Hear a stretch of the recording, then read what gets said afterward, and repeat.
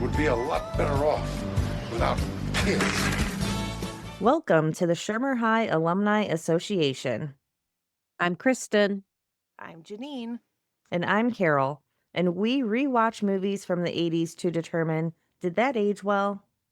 Come on down to the Hell Track as this week's rewatch is rad. Join us as we rewind, rewatch, and remember the decade that shaped us.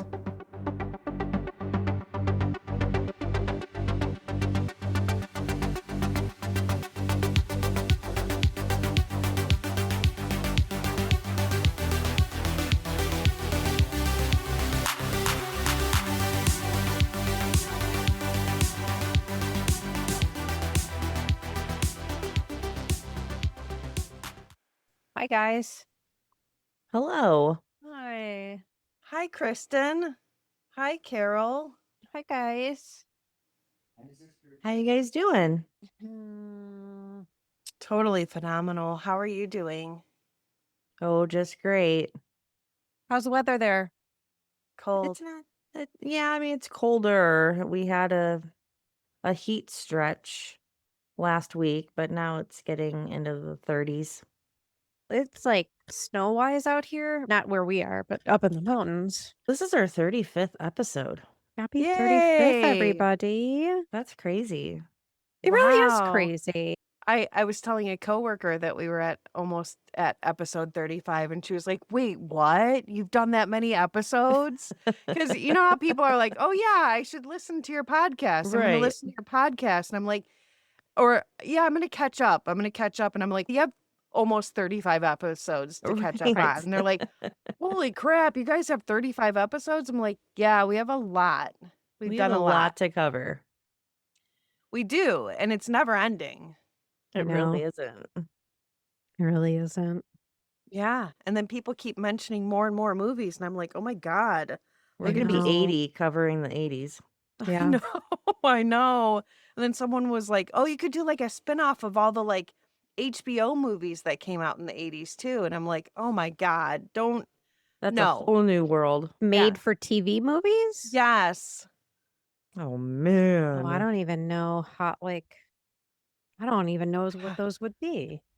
Wow. Oh my God. Yeah. That would be a whole other podcast. Yeah. So Gonna get 35. cozy here. I can't believe we've made it this far. We have. Look how dedicated we are. I know. No, We I'm really proud are. of us. Proud of us. Yeah. And thank you to our 10 listeners. Is it 10 now? I just threw that number out of my ass. Yeah. Wow. Fine. I thought it was still 1. Hi, Mom. I think we're just, and we've been, Vanessa. She's- But I know Vanessa listens yeah. to us. Yay, Vanessa. Yes. Shout out to Vanessa. Does our mom still listen? Or has she given up at this point? I don't know. I don't know if she's maybe forgot about us. I just shared our the YouTube channel we have with her. Not Oh. ours, but the travel one. So she's been deep diving into that one. Oh, so she probably Oh. forgot about this. You know, our Mariner of the Seas video has over 4,000 views. Really? Yeah, Wow. it's the only video we have that is like that high, and every day it just keeps going higher. And it wasn't really that good of a video. Wow. I mean, I think the problem is there aren't a lot of good Mariner on the Seas videos. Probably not. You're probably right. Yeah, There's not. I remember not being able to find. a lot. Yeah, there really wasn't. So There's yours your is niche. one of the best. Maybe. Anyway, back to the movie. This week's movie is called Rad. And if it doesn't sound familiar to you, that's okay. It wasn't familiar to me either. Or me. But to catch you up, this is the story of Cru Jones, a young man who can overcome all obstacles that prevent him from participating in the BMX race Hell Track. As he works towards his dream, Cru falls in love with Christian, who's a girl, an amateur racer. With the help of Christian, who's a girl, and her friends. Can Cru's Rad Racing team defeat the top BMX factory rider, Bart Taylor? That's a great question. It is a great question. I don't know. Suspenseful. Very. You know, we've got some pretty big names in this movie. Bill Allen. A-listers all around. Yeah, all A-listers. Bill Allen, who was born William Lawrence Allen, who was born November 7th, 1962, is more like was an American actor. Allen was born in Wichita, Kansas. He became famous for his role in the 1986 film Rad as BMX racer Cru Jones. Among other roles, William appeared as Roger Sloat in the 1987 Family Ties television episode Matchmaker. Bill has toured extensively for the band The Pipefitters with his harmonica alongside actor Lou Diamond Phillips. Old Lou Diamond Phillips. Good old Lou. And then What we is he doing now? What he a is who- realtor? Everyone's Lou a Diamond realtor. Phillips or Bill Allen? Both of them. Bill Allen. No idea. No, he's playing the harmonica. Is this a current, the Pipefitters, are they a current band? So we also have Bart Connor, who plays Bart Taylor. Does he play the same name as his real name? Yes. Bart Connor is born Barthold Wayne Connor in March 28th, 1958, is a retired American Olympian gymnast.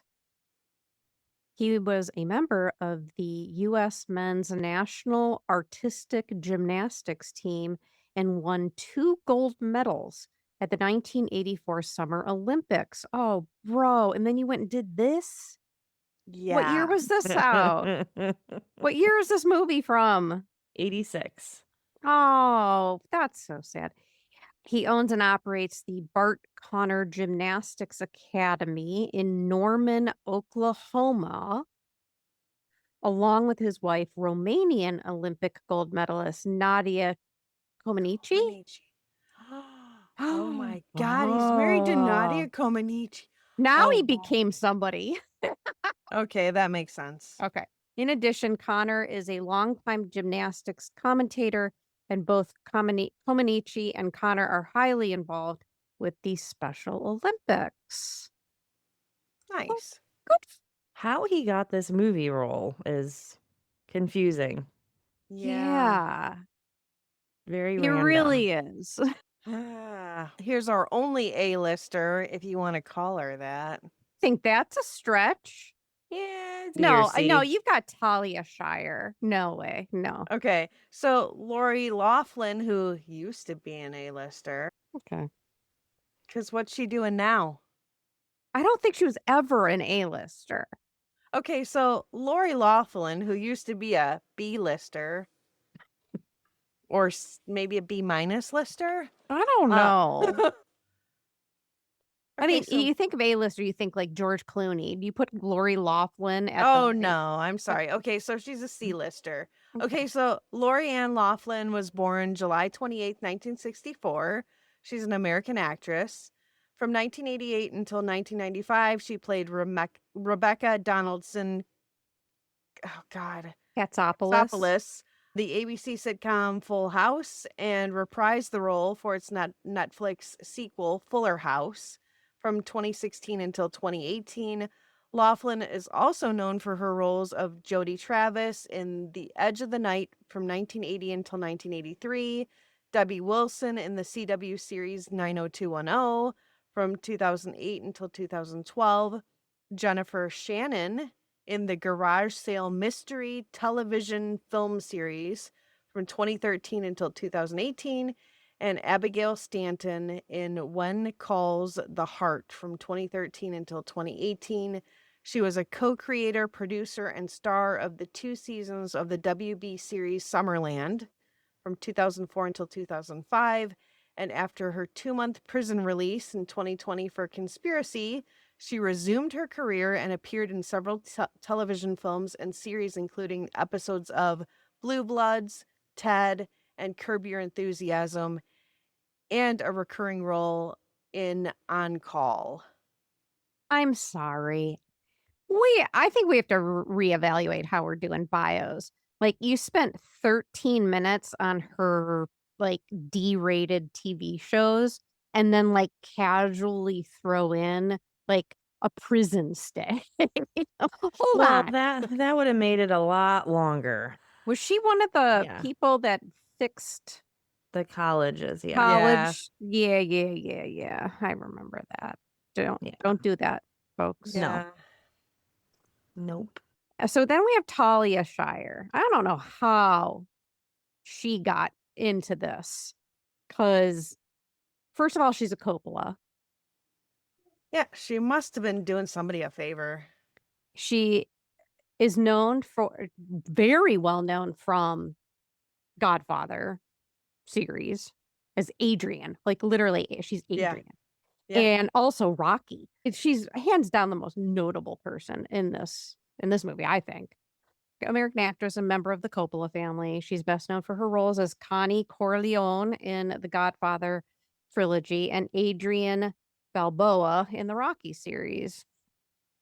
For her work in The Godfather 2 and Rocky, she was nominated for Academy Awards for Best Supporting Actress and Best Actress, and nominated for a Golden Globe Award for Best Actress for her role in Rocky.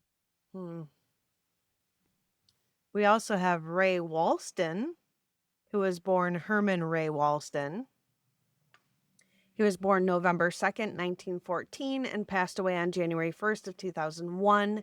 He was an American actor. He started his career on Broadway, earning the Tony Award for Best Actor in a Musical for his performance as Mr. Applegate in Damn Yankees in 1956.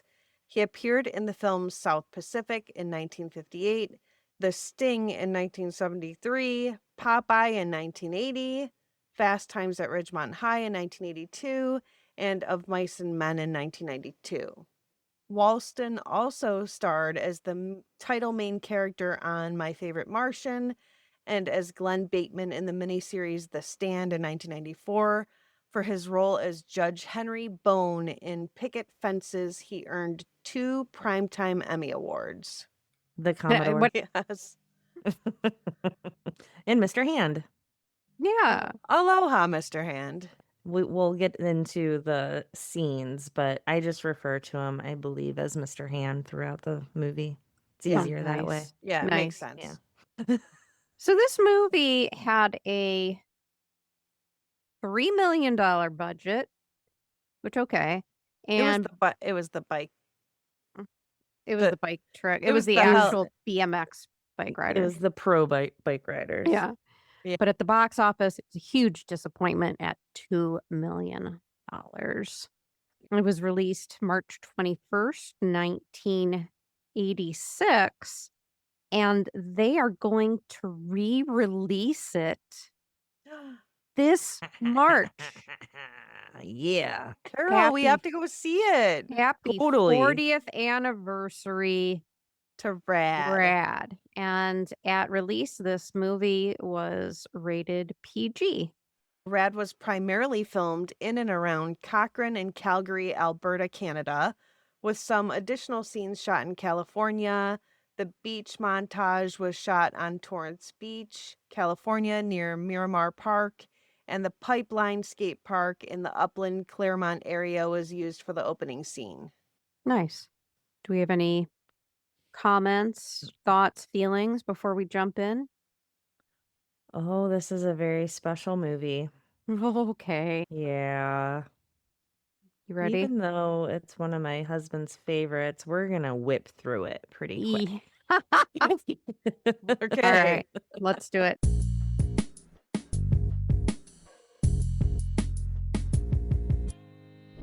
So we open up with some sweet BMX tricks, a lot of them, 4 minutes of them to be precise. It's so funny because I was watching this with Tavia and she was doing something. She was multitasking and I'm like, we get like to that 4-minute mark and I'm like, Yeah. how long is this intro? That's exactly what Yeah. I thought. I'm like, Yeah. I'm does like, this oh ever my stop? God. Yeah. It's a very long intro of a lot of bunny hops. Oh my God. And we now see the USA Today papers are being dropped off to our BMX dudes in the movie.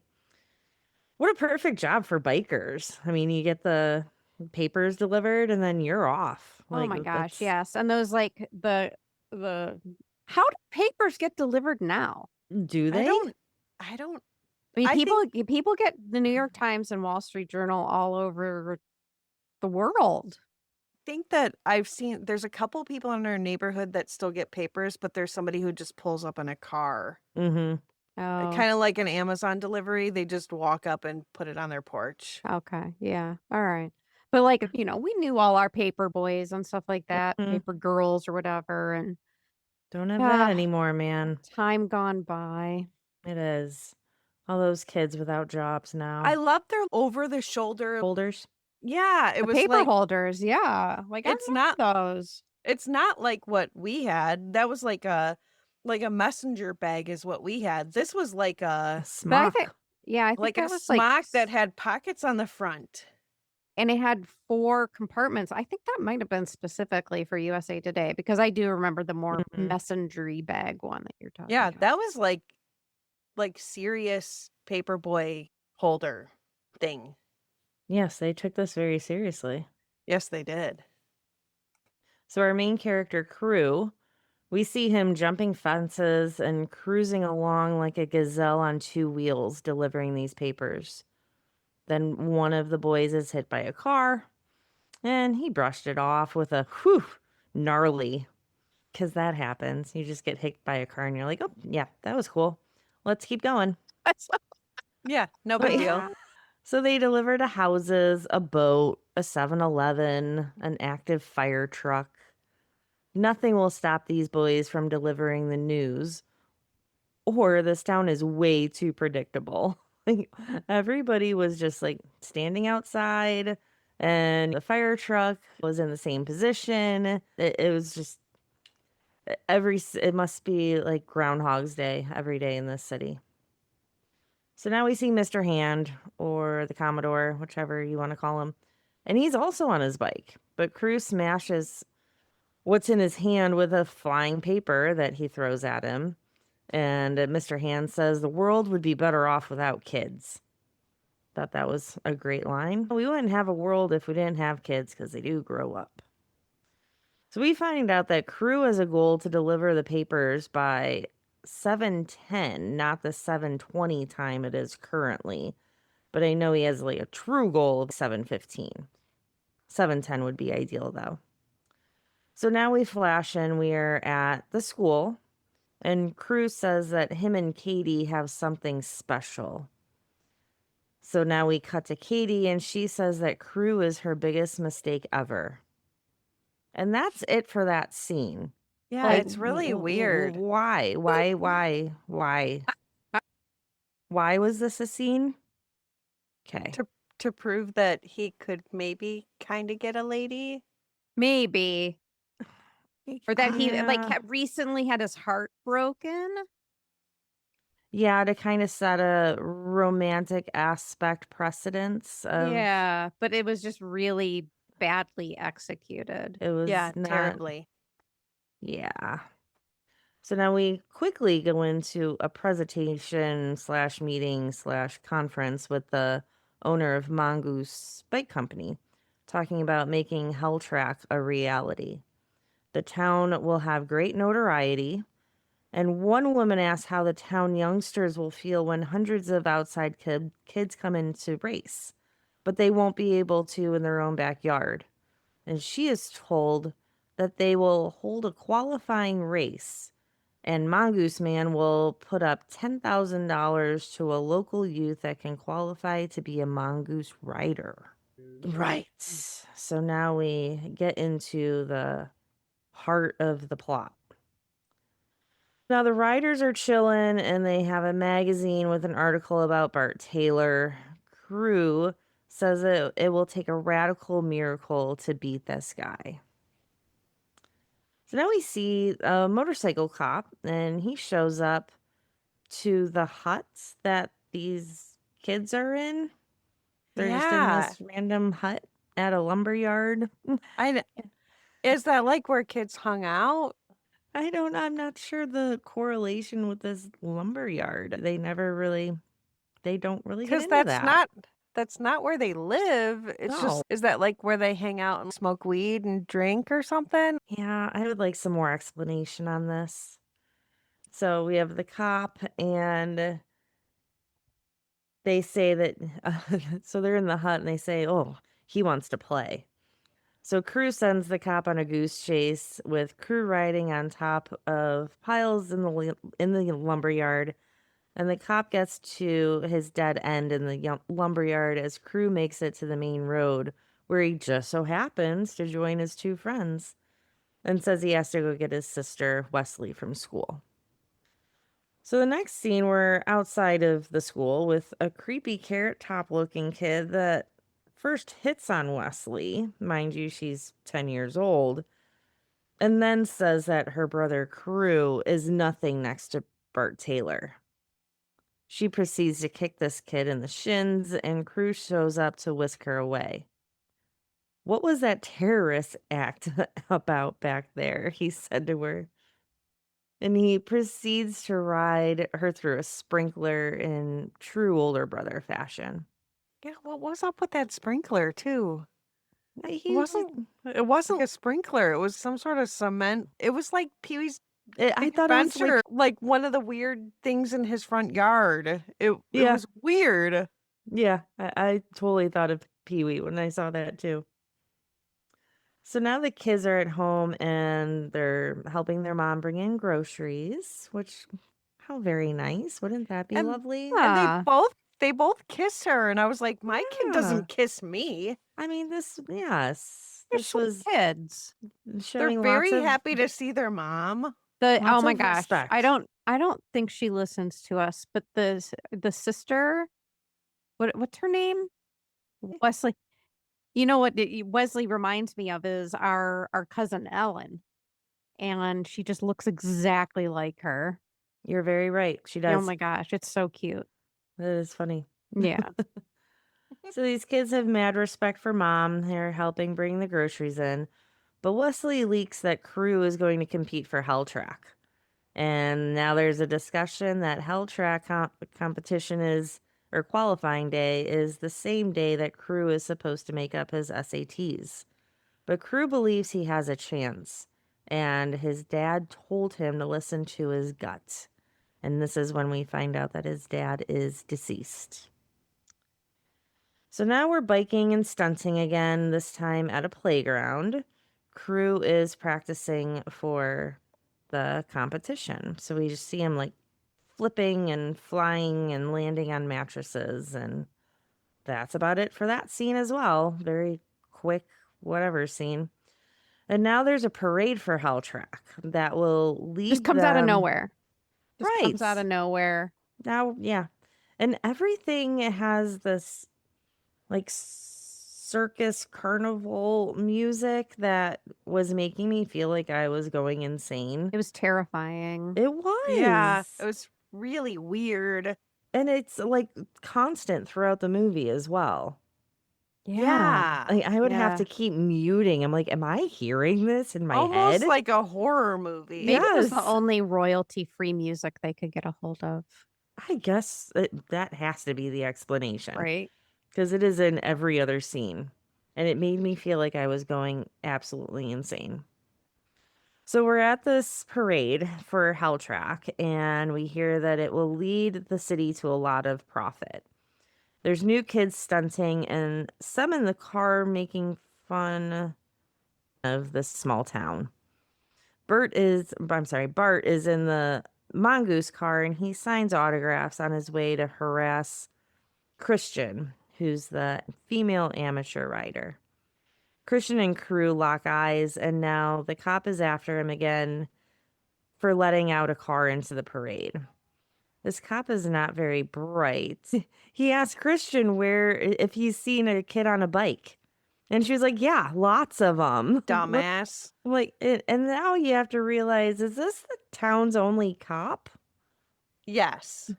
And he only has a motorcycle. There's no cars. So now Cru is trying to impress Katie with his sweet tricks. And Katie says that he's immature. And there's a dance that night, but she's not going Can with we him. talk about this scene? One, I think it's all voiceover, frankly. Yes. Yes. He's talking to a girl who is ignoring him. Yes. It is so awkward. Yes. Yes. Like, buddy. Yeah. Yeah. Yeah. Move on, Cru. Like, it looks like in this small town there were many girls in the high school. So now we see the mayor and Mr. Hander at the dance, and Mongoose Dude. There's a whole 2 people dancing and a handful just standing around. Looks like the party of a lifetime. Cru is dressed all dapper and on his bike. Christian is standing by watching him outside doing some tricks. And Bart Taylor and his crew are going to shake it up as they all start their synchronized dancing. Christian busts out her bike to show Cru up with her skills, and they end up riding into the dance to Bicycle Boogie. Christian and Cru do their montage to Send Me an Angel, which is the best song out of the entire movie. If you hear the song, you automatically think of Rad if you have seen Rad, but that is the saving grace of this movie, is this very interesting scene. So now we see we see them dancing on their bikes, but there's a lot of slow-mo going on. Oh my And God. it doesn't work too well when you're on a No. bike. It just was too muchy. I wish they actually showed it in like real time, and the slow-mo just ruined it. But Mongoose Guy now wants to know who Cru is. And Bart does not want his gang cheering them on, and they all just leave. So you notice in this scene that there are bike cams on Cru and Christian's bikes. Like on the front, not on the handlebars, but like down by the wheels. Yes. And these the perspective of these is just hilarious because it's just the same thing over and over again. Yeah, it's ridiculous, actually. It really is. I really wish they didn't have those bike cams, but I whatever. think that the funniest part is when Christian actually decides to grab her bike and show off her moves to Cru. Her bike is just floating. She's not even actually doing anything. It's just floating. And in the gym, when they're doing this whole bicycle boogie, it's so obvious, the stunt doubles. And Oh yeah. I'm staring at the screen like, I don't think that they used a female stunt double for They didn't. Christian. And it's so obvious. And It's it looks very obvious. it looks terrible. Yeah. It's actually, I was just staring at the screen with my mouth wide open. Wow, this is bad. And also, Yeah. what the hell is going on? What is this? Okay, like Bart has like these 2 girls named Tiger and Foxy or something that are Yeah. like his ladies. His roadies. And then the other dude is wearing like a space outfit. The 2 twin brothers that have like Yeah. space outfits on, and then they have girls that have, I don't know what the hell was going on. It was, the whole scene didn't make any sense. Who are these people? And they don't even go to that school. They're from Yeah, and they don't say if it's a school dance or if it's a Hell Track welcome dance or is what kind of dance this is. what is going on here? We're just gonna have a community dance for the children that ride We're BMX shipped in bikes? here. I don't. hey, if you ride a BMX bike, come on down to this. And everybody has to weird... do a dance routine. Yeah. And if you can do a dance on your bike, that's even better. Oh. It's just so weird. Yes. And who knows how to do a dance on their bike? Christian and Cru do. I mean, it's it's just so weird. And I guess in order to fully understand it, like you're gonna have to watch that scene. But I watched it over and over and over again, and every time I watched, I was like, That's weird that you just What? kept watching it. I mean, I watched it like 4 times. I didn't watch it like 100 times, but I watched it over and over again. And I'm like, every time it got weirder. Yeah, so her stunt double's name, I believe, was Martin. I forget the last name. But yeah, Oh the yeah, it was a total dude. horrible wig and very broad shoulders. And it's very obvious. Yes. Oh, Martin. So it basically looks like Cru is bicycle boogieing with some dude. Ugh. Anyway.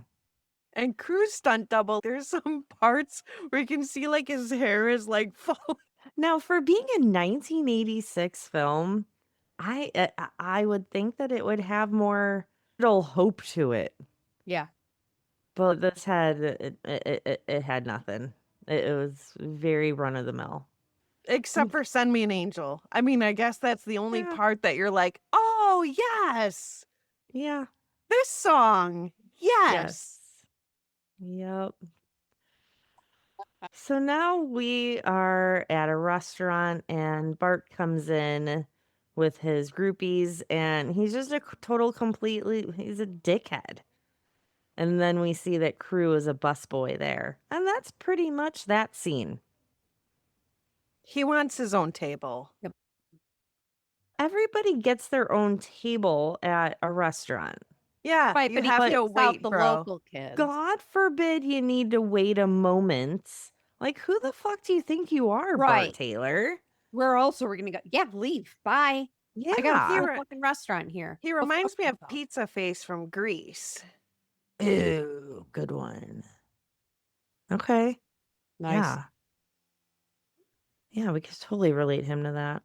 So Bart comes in and he's a douche and Cru's the busboy. End of scene. Cool. Whatever. So now we quickly switch to the practice area again, and Christian is giving Cru some pointers to nail his trick, and he eventually does. He was a little reluctant to listen to her because, you know, she's a girl. But Or it a worked. boy in some scenes. That's very true. Another very quick scene. So now Christian thanks him for the dance and compliments his sweet bike moves. She races for trophies, not hell track. She thinks he must have some fun around their town, so he shows her that fun. God, what I wouldn't give to go out sliding with you right now. They go down a water slide in awkward slow motion. She splashes him with water.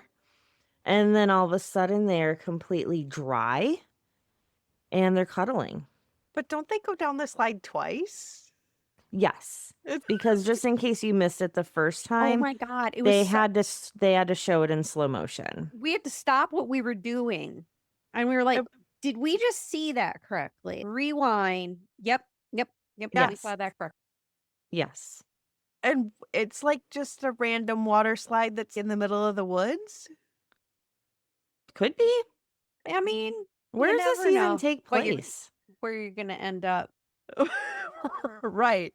I mean, there were a lot of random water slides in the woods when we were kids too. I'm sure I mean, the Metro Parks has lots to offer, so I'm sure there's something down there. But they got completely soaked twice, but now all of a sudden they're dry, but they're slashing each other, so they're mildly soaked. But now we're looking at a scene of them just being all cuddly and cute and then kissing. Yeah, but isn't this where they end up in one of those huts with a fire? Like No, what? not yet. Okay. I'm sorry. So now Cru goes on. He goes in on his, so they're cuddling. Cru goes in on his decision to go for the competition versus the SAT. And Christian says that his riding is incredible and he could always go to college after riding. But will she be there if he tries to qualify? The answer was a kiss. Aw. Wow. Yeah. Very profound. So now we're back at the restaurant, and a couple of guys razz Cru for signing up to qualify. That's literally that scene. These restaurant scenes are just so fucking pointless. Absolutely pointless. It's ridiculous. So now we cut to Cru at home trying to copy his mom's signature for the minor release form for qualifying. Wesley sees what he's trying to do, and she just takes the paper and nails mom's signature. So he's pretty impressed by that. So now it's qualifying day. This is the Super Bowl of BMX racing. That's never been done before. We see the most prominent racers begin their qualifying. Next, Cru is up, and his mom just so happens to be watching all of this on TV. Is this that small of a town that this was being live aired? Yeah. Well, it was why they brought it to that town was because it was so small. Didn't somebody mention? I don't know. It was due to bring in a lot of profit. Right. But that's normally for the organizations, not so much the town, but whatever. So Cru's mom is watching it on TV. Cru finishes and is laying on the ground, and he says it's so easy, it's a joke. His race he races again and is completely whooped. The final race, he takes a digger, but he gets back at it and finishes in second. Mom shows up looking pissed. They have a self-destructive argument, and Cru promises to take the SATs in 6 months. Now Cru is back at work, and he goes outside, and Bart's chicks are trapping him. The mongoose guy rolls up, and Cru gets in his car, and he asks if Cru wants to bring biking to every small city in the U.S., and all he has to do is not win the race. So this is where things get really shady in the plot. Mongoose man really does not want, is adamant in Cru not even qualifying to win this race. Did we even mention Mongoose Man at all? We didn't even do a bio on him, did we? No, Okay, owner of the hotel and Dirty Dancing. Continue. that's all you got to know. So now Mongoose Dude is with Bart and is telling him that he has to finish first because Mongoose has put his face on millions of dollars in merchandise. That was a very dumb decision on their part. Yeah. You shouldn't do that. I can understand like maybe a couple tens of thousands, but especially in 1986 money. Or having it set to print, having Right. the design ready to go. Yeah. Millions of dollars. No. Bad move, dude. So now Cru has no sponsor. He is now informed that he has to have a sponsor to race. And Christian says, I've never heard of that. All you have to do is qualify. But there is a new rule is no sponsor, no racing. So Cru is now determined to find a sponsor. Wes made a shirt saying Cru is rad. And Cru gets this great idea to mass produce Rad Racing t-shirts. Christian and Cru go on a little joyride on their bikes and jump in the lake and end up with a fire and blankets. So here's your fire scene, Janine. Yeah, but like, where is this place? Is that like Is this in the same lumberyard? hut? I think it's the same hut. The same lumberyard hut. Is it like a place that the people who work in the lumberyard, do they go in there for lunch or something? What is this place? Right. I don't know. It's like the lumberyard office. I don't Like, know. in what way does he have a tie to that? Yeah. Hey, I live in this town. I have rights to come into this lumberyard shack and have a fire with a girl and also hang out here with my friends? Right. No idea. Or is it But some random abandoned building that just happens to be in their small town? I don't know. But now it just seems to be Cru's stabbing cabin. Oh, whoa.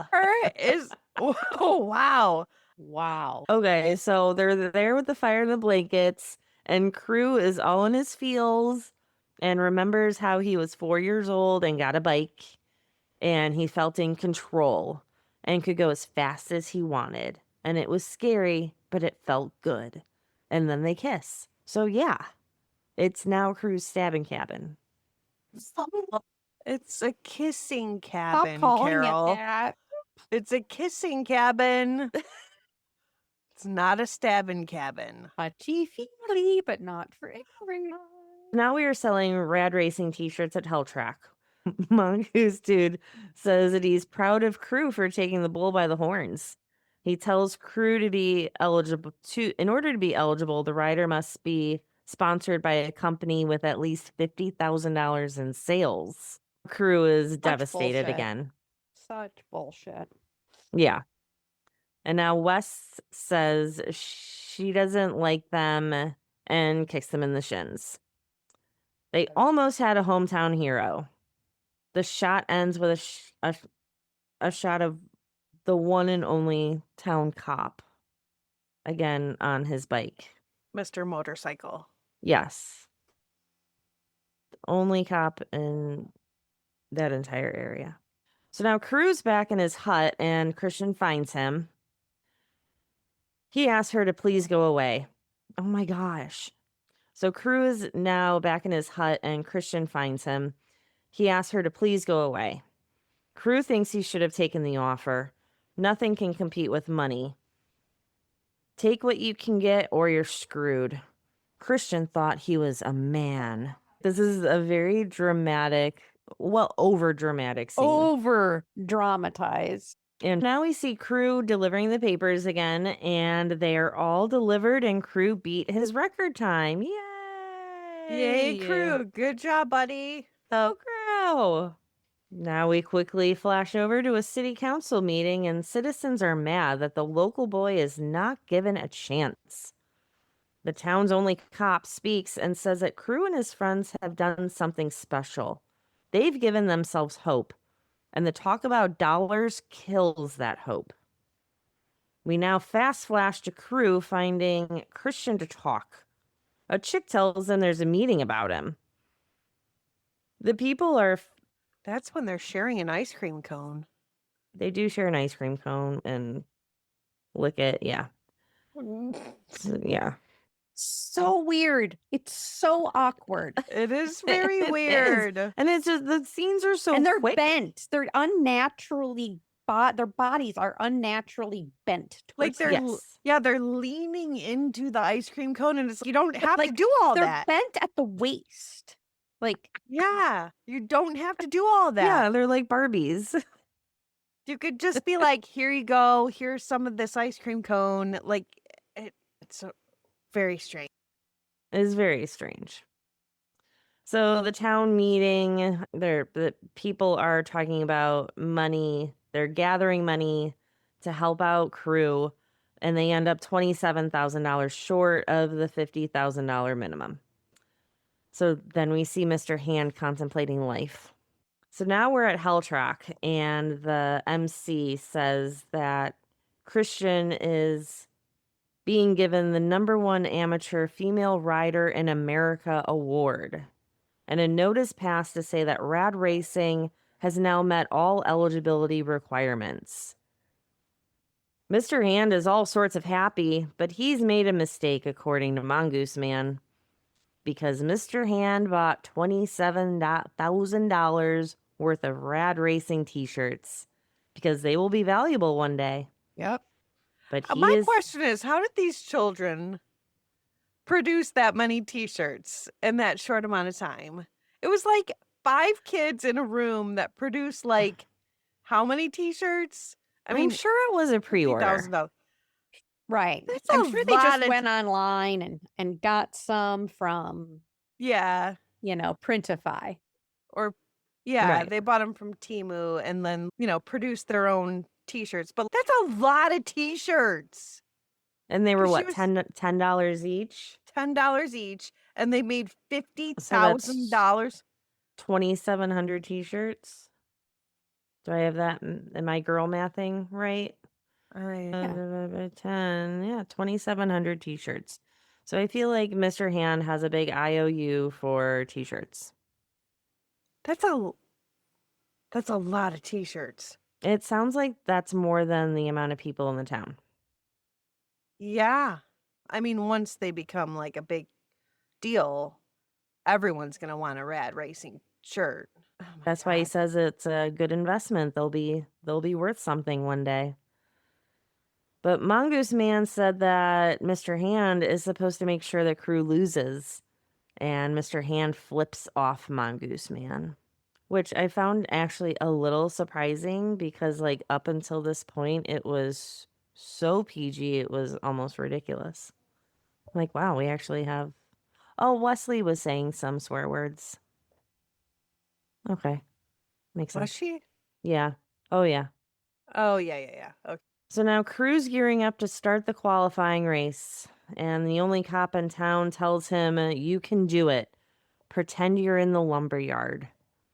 The crowd is cheering. We see the lineup of bikers, and Mom arrives. This lineup of bikers, they literally go through every one of the 20 bikers and tell them, and we hear their name and who their sponsor is and where they're from. Oh my God, yes. Like, this was another scene, like, oh my God, could we not have made this 10 qualifiers? It was a little much. It really was. And now we see Crew's mom arrives, and the woman she sits next to tells Mom to keep an eye on the local kid. He's a fine young man. So the gun goes off and the race is on. 20 bikers are going through the most diabolical track. Crew is in the lead. A couple of riders take a digger. Crew takes a digger, but he gets back up in the game. He gets into 5th place and then 4th with 2 laps to go. Crew takes a shortcut with a backflip. You can see that Mom is very nervous about this. And Bart takes out his own teammate, one of the twins. Bart stops to take on Crew one-on-one. He actually dead stops in the track and waits for Crew to meet up with him so they can battle for the lead. Cru Jones wins it. Mom is relieved and Mongoose Man is pissed. And he tells Bart he will never work again. Now, maybe it was like, because I was watching this on Internet Archive, but like maybe the quality of what I was watching was weird, but I kept rewatching it and I'm like, it's not real obvious that Crew wins. You don't think? I mean, unless maybe, I don't know. I don't feel like it was like really obvious that he won because Bart was like right next to him. I feel like Crew's wheel was definitely well in front of Bart. I don't know. Maybe I'm wrong, but I watched it a couple times and I'm like, Hmm. But yes, Crew won. Crew won, and Bart comes over and shakes Crew's hand and says, "Great race, man." And Wes thinks Bart should be on the Rad team. Yeah, because I think that, Mongoose Man doesn't want Bart anymore. Right. Bart lost it all for Mongoose Man, who invested millions in putting his face on stupid shit. And then we end out with more endless bunny hops and sick bike tricks. Yes. And the bike tricks at the end, it was like, okay, why? It kind of felt like just a duplicate of the beginning. Kind of, yeah. Yeah. So yeah, that was rad. Yay.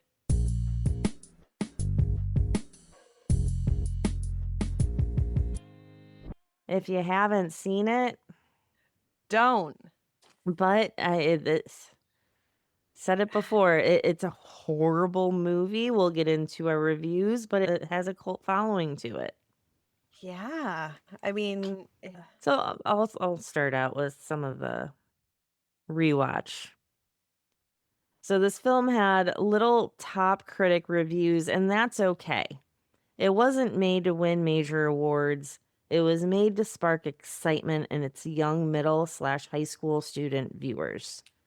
It developed a cult following, and its music, sick tricks, and passion for BMX. The majority of positive reviews have come from after 2010, where this film brings up great nostalgia. So this this resonated with like late 40s suburban white boys. That would be my husband. Oh, yeah. makes sense. So I get it. I get it. It's nostalgic for the, for that demographic. That's all we have to say about that. Did no one review it? Was it so bad of a movie that it wasn't reviewed by anybody? There really weren't any top critics that reviewed it. So is that bad of a movie? They didn't even bother watching it to give it a review. But I mean, like, tomato meter is 42%, which is considered a splat, but that's only based on 12 reviews. I mean, we've had less. I mean, the popcorn meter is just people, right? That's just Right. like average people putting it at 90. And those reviews are just as valid. 100%. But 90%? Oof. Yeah, based on Yeah. 5,000 plus ratings. It has a Yeah. documentary. Yes. But again, things that are this bad, I bring it up again. Like, you look at these Mystery Science Theater 3000 movies, right? Like I brought up Manos, The Hands of Fate. Oh my God. Oh my God. There's a book. I have it on hold. Like Surviving Manos. You guys have both seen that, right? I've made all of you watch that. It's my favorite Yeah. movie on the face of the planet. Okay. So please watch that. And then The Room. Yeah. Have you guys seen The Room? Oh, yeah. Mhm. Okay. So, and they have massive cult following. So I get it. I get it. Because they're so weird and bad that it makes them good. It's, yeah, like I'll give mine. Like I'm putting this as extreme cringe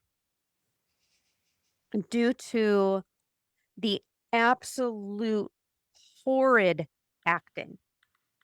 It did not age well. I will never watch this again. Wow. Okay. Okay, maybe extreme cringe is a bit much. I'm going to give a super cringe. It's super cringe because it's just super cringe. It's not like it's a political issue or like a correctness issue. It's just cringe. Period. So you relate bad acting to the cringe meter? Sure, why not? Okay. It's our Fair. podcast. We do what we want here. Do what we want. Whatever. We do what we want. We What do make you the say? rules. I mean, I get what Kristen's angle is here. I'm gonna just say it's totally cringe because like you can tell like the audio and like the dubbing don't go together a lot. And so it just makes it like really look awful. A lot of the scenes don't make any sense at all. Just come on, put some effort into what you're doing here. I think like from the very beginning of the movie, I was like, oh, this is really hard to watch. Like really, really hard to watch. And I feel like the movies that I have to keep pausing because I can't, like my attention span won't like, I can't like hook my attention span into it. Those are the movies that I'm like, okay, I'm going to have a really hard time with this movie. It just didn't really catch me. There's only 2 scenes that are good, which are the I'm sorry, I can't say good. There's only Good. 2 You did there's it. only 2 Watchable. scenes. There's only 2 scenes in the movie that you're like, what the fuck? The dance scene, which you're like, what is this? I mean, it's special. It is okay. It's That's a special. definition. It is very special. It's one of those things that it's like watching a catastrophe and you're just like, I can't look away. I cannot look away from this. It's it's jaw dropping. Yeah. I don't know how to describe it other than that. The bike race part, you're like, this is kind of cool, but also whatever. There's nothing about this movie that's good that you can look back and go, that was really awesome. This was memorable. Right. Yeah, but on that note, I will say I do understand and appreciate why people might have a cult following for it. And the reason why is because there are some movies that are so bad that they're good. Yeah. I don't believe that this is one of those movies, but I can understand why maybe, yes, middle-aged white men might find this to be one of those movies. Like nostalgic. Yeah. 100%. Yep. Yes, because I do recall as a young lady girl having a BMX bike, and I do recall really wanting to be able to do all of these tricks on that bike. I recall riding down my driveway at 100 miles an hour, going down over the street and then into our neighbor's driveway across the street and thinking that was really cool. And just, having pegs on my bike and being able to stand on those pegs, which was, pretty sweet. It made me think of that. But that's the only part that, made me nostalgic of my childhood. You know what So- this movie reminded me of was Gleaming the Cube for some reason. And I was like, that's not on our list. So now it is. So something good came out of this is that now Gleaming the Cube is on our list. Yeah, there's oh my God, there's so many movies. Because Tony Hawk's and Tony Hawk. Christian Slater. Come on. Yeah, that's true. Yeah. I don't believe that this movie will ever come on because I had never heard of it before. I didn't know anything about it. I asked my husband if he had ever heard of it, and he said yes, but he couldn't really recall like specifics of the movie. He said, "Isn't it a skateboarding movie?" I go, "No, it's a BMX movie." And he's, "Yes, I remember that, but I don't remember what the premise of the movie was." I'm like, there really isn't one. Except Hell Track. No, I'm not going to rewatch it. I don't need to. And I wouldn't suggest that other people watch it either. It's kind of a waste of 91 minutes. Aw. It's never a waste because we get to get together and talk about it. It's a No, I learning mean, experience. I'm not saying it wasted my time. I'm saying other people shouldn't watch it because it would waste their time. Oh, 100%. I will also give it a totally cringe out of just mere embarrassment of this production quality. Many of the scenes made no sense or they weren't executed properly or didn't have proper explanation as to where it was going with that. Acting was horrible. Oh my God, yes. Even the stunt doubles were bad. But again, having a BMX husband who grew up doing this with all of his friends and even family, it's just always been talked about. And as we get older, it's now just, I think it's one of those things where it is just so bad, it's good. I remember a couple of years ago, I got my husband a Rad t-shirt. Did you? And oh yeah, That's awesome. for his birthday. Because they grew up on this movie. Like they were those BMX kids. He was 9 when this came out. Did he have a Hell Track? He built a half pipe in his backyard. Nice. Yes. Wow. So, I mean, do you think he could qualify for the Hell Track? as a 48-year-old man now, no. I mean, no, But back then, yeah. like a 17-year-old. Oh, absolutely. Yeah. I mean, him and Wow. his friends were sponsored and they rode. Do you think And- that they could have beaten Bart? I don't know. Bert's a gymnast, man. Yeah, he's a He's got champion. some sweet moves, and I swear, I think Send Me an Angel was played at, and I'll have to ask, cousin Sean's wedding that was at Woodward Oh my in God. California. And during the wedding, they had a BMX stunt show. That's God. hilarious. I mean, the wedding was on the track of the BMX floor. Was this the one in Solvang or whatever? Where was No, it? it was up in Woodward. Oh, the one up there. Yeah. Yeah. Yeah. And that was epic. I mean, so they've always been BMXers, so this movie has just always been a part of our Aw. lives. So Yeah, it I feel has- like if you're in that demographic and you also happen to listen to this podcast, go rewatch this movie. Go Right. rewatch Yes. some nostalgia there for sure. right. So would I watch it again at home? No. Will I probably plan a date night to go see it in the theater when it's re-released? Yes. Aw.